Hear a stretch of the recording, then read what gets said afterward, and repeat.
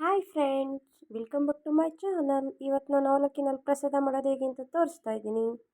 ಚೆನ್ನಾಗಿ ಅವಲಕ್ಕಿನ 2 ರಿಂದ 3 ಸರಿ ಚೆನ್ನಾಗಿ ತೊಳ್ಕೊಳ್ಳಿ. ಫಸ್ಟು ಕ್ಲೀನ್ ಮಾಡಿ ತೊಳ್ಕೊಳ್ಳಿ. ಇವಾಗ ನಾನು ಬಾಳೆಹಣ್ಣು ಸಣ್ಣಗೆ ಹಚ್ಚಿ ಮಡಿಕೊಂಡಿದ್ದೀನಿ. ಬಾಳೆಹಣ್ಣು ಮಿಕ್ಸ್ ಮಾಡ್ಕೊತಾ ಇದ್ದೀನಿ ನೋಡಿ. ನಾನು ಮಾಡೋ ವಿಡಿಯೋ ಇಷ್ಟ ಆದರೆ ಲೈಕ್ ಮಾಡಿ, ಶೇರ್ ಮಾಡಿ. ಸ್ವಲ್ಪ ತೆಂಗಿನಕಾಯಿನ ನಾನು ಮಿಕ್ಸಿ ಮಾಡ್ಕೊಂಡಿದ್ದೆ, ಏಲಕ್ಕಿ ಕಾಯಿ ಮತ್ತು ತೆಂಗಿನಕಾಯಿ. ಇವಾಗ ಹಲಸಿನಣ್ಣು ತೆಂಗಿನಕಾಯಿ ಎರಡೂ ಹಾಕ್ಕೊತಾ ಇದ್ದೀನಿ.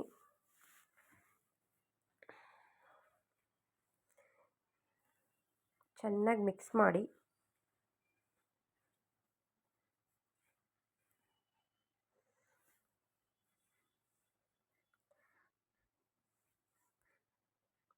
ಇವಾಗ ಬೆಲ್ಲ ಹಾಕ್ಕೊತಾ ಇದ್ದೀನಿ.